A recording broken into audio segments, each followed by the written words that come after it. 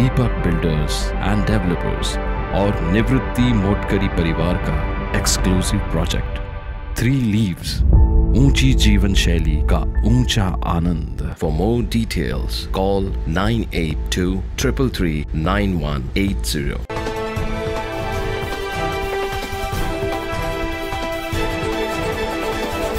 अयोध्येत होणारा श्रीराम मंदिर प्रतिष्ठापना सोहळा संपूर्ण भारतात साजरा होतोय। जेल रोड येथे या निमित्तानं भव्य दिव्य अशी अयोध्या मंदिराची प्रतिकृती उभारली गेली।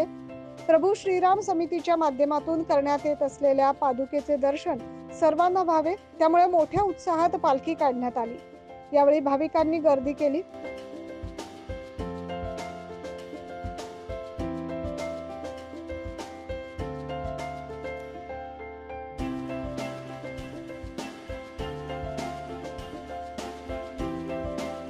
अनेक राम भक्तांनी गर्दी करून सर्वांनी डीजेच्या तालावर ठेका धरला आणि हा आनंद व्यक्त केला।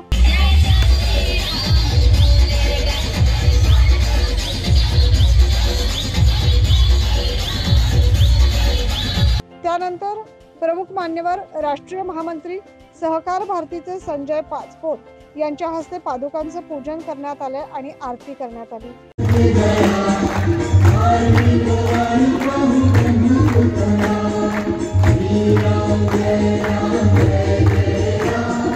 या प्रसंगी प्रभू श्रीराम समितीचे सर्व सहकारी व मित्र परिवार उपस्थित होता। यामध्ये कैलास आडाव, नामदेव आडाव, विलास आडाव, उमेश बर्वे, चारुदत्त सोनवणे, राहुल कोथमिरे, गणेश सातबाई, कपिल खारजूल, कमलेश बोराडे, प्रसाद आडाव आदींसह अनेकांनी या कार्यक्रमाचे यशस्वी आयोजन केले। दिनांक 21 जानेवारी ते 26 जानेवारी पर्यंत आपण या मंदिर प्रतिकृतीचा देखावा बघू शकणार आहात, त्यामुळे सर्व भक्तांनी याचा लाभ घ्यावा अशी विनंती आयोजकांकडून करण्यात आली।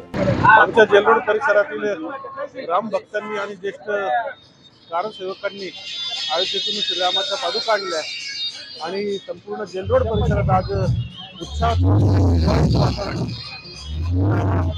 जेल रोड मध्ये 20 तारखेपासून 26 तारखेपर्यंत विविध उपक्रमाद्वारे राम मंदिराच्या स्थापनेचा प्राण प्रतिष्ठेचा कार्यक्रम सोहळा उपस्थित होतोय आणि त्याच्यामुळे सर्व पक्षीय सर्व आपले जातीय लोक एकत्र येऊन फक्त आणि फक्त श्रीराम भक्त म्हणून इथं आज हा उत्सव साजरा करताय।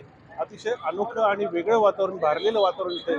त्याच्यामुळे मी तमाम सगळ्या आमच्या जेल रोडच्या नागरिकांना मंदिर प्राण प्रतिष्ठा सोहळ्याच्या शुभेच्छा देतो। गेल्या अनेक वर्षापासून शतकानुशतके 500 वर्षापासून संघर्षाला यश आलेलं आहे आणि प्रभू रामचंद्र अयोध्येमध्ये मूळ मंदिरामध्ये स्थापित होत आहे।